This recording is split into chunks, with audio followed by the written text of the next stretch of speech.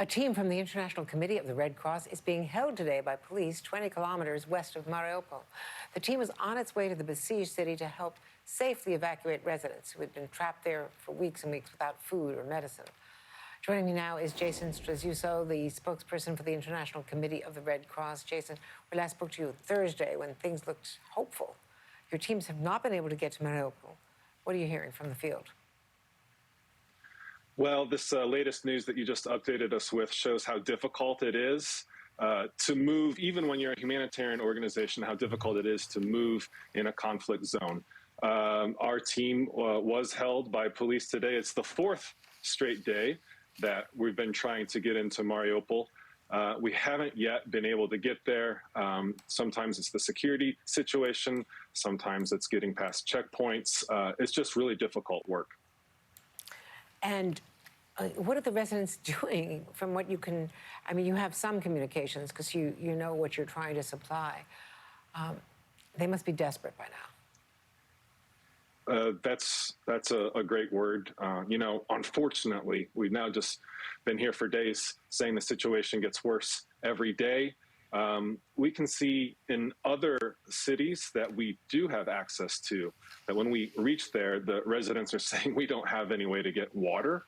There are no doctors left in the town. There's no medical supplies. And so people come up to us and they say, do you have any first aid? Do you have any food? Do you have any water? And those are places that are closer to Kiev. Mariupol has been cut off from the world for weeks now. And I'm at a loss for words how to describe how difficult it must be for the people that are living there. It's absolutely vital that we get in from a humanitarian perspective as soon as possible. We're still trying to do that despite the setback today.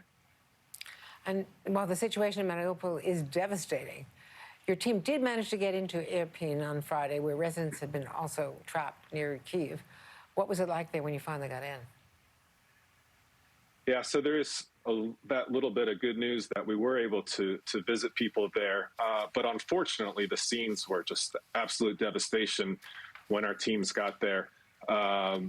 Everything was destroyed. People were in extreme need. Our team had a bit of first aid with them, and they were able to help an elderly gentleman who was just left lying there on his own. I'm not sure how long he had been there, but it had been days, and it makes me think that when you get wounded in a situation like this, when there's no rescuers left, you just sit there and continue to be in pain and maybe even move towards death.